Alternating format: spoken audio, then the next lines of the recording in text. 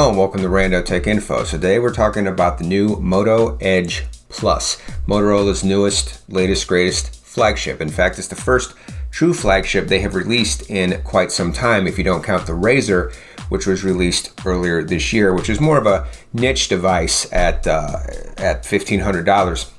It was also obviously a foldable device, went for that retro feel, but it had mid-range specs. So this is the true flagship phone that Motorola's been promising that was going to come out this year. It is not the regular Edge. That's going to come out later this summer, assuming missing a couple of the bells and whistles of the Plus, but at a lower price point. So this is just the Edge Plus that we're talking about today. On paper, the Edge Plus is an interesting device. It seems to pull from some of the best specs from a lot of different flagship phones.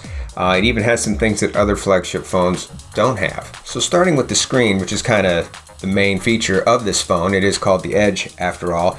It is a 90 hertz waterfall style display, so very drastic, deep edges that go over the size. HDR10 Plus, not QHD, but that's probably not going to matter to most people. That Edge also has some special Edge functionality. The most interesting function that this thing seems to have is that you can turn the edges off and actually put like a thin bezel around the side, which to me would probably prevent accidental touches, which is the main reason I don't like curved displays. So I think that's actually a really interesting feature. It's supposed to have, they claim that it has the loudest, best speakers ever put on a phone. The reviews coming out for this phone, people don't necessarily say they're the best ever, but they say they're very good. It's got the 5,000 milliamp hour battery, so it's got the huge battery found in the S20 Ultra. It's got turbocharging, wireless power share, and it's got a headphone jack. The camera is 108 megapixels. It has a telephoto lens offering 3 times optical zoom, a wide angle, macro, standard stuff that you find on most flagships today. And of course it has 5G to go along with all of its other top-end internals. So far so good, right? It sounds like Moto might have a hit on its hands.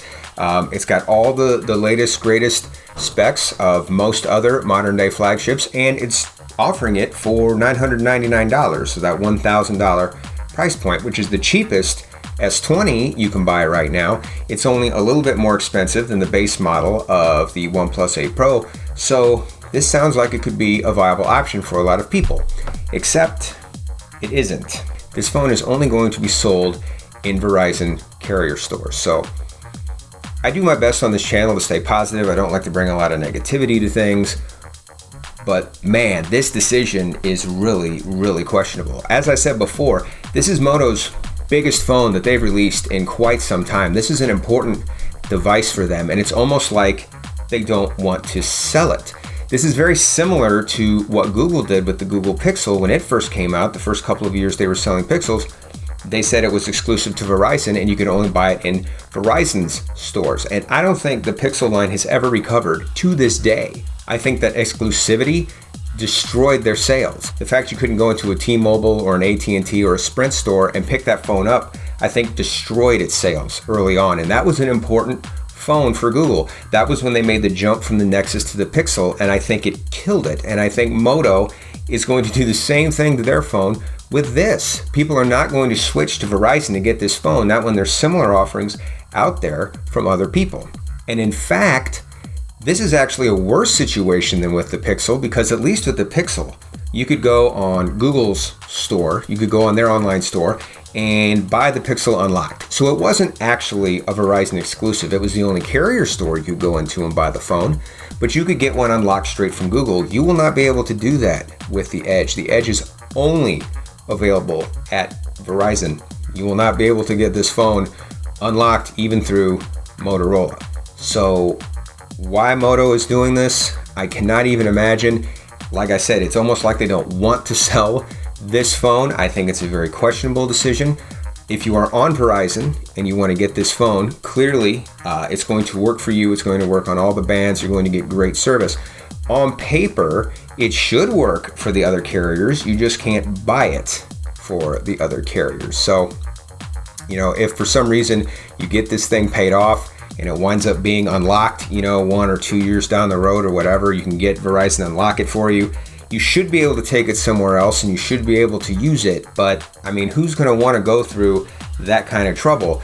For the same money or around the same money, you're just going to go out and you're going to get a OnePlus, or you're going to get a S series phone. You're not going to switch to Verizon just to get the Moto Edge Plus. So anyway, that's all the news I have for today. Please feel free to put down in the comments your own thoughts about the exclusivity of this phone and phones in general. How do you feel about carrier exclusive devices? Do you think they're a good idea? Do you think they're a bad idea? Clearly, I've let you know my thoughts. Let me know yours. As always, I hope you found this video useful. Thanks for watching, and until next time, this is Rando Tech Info signing out.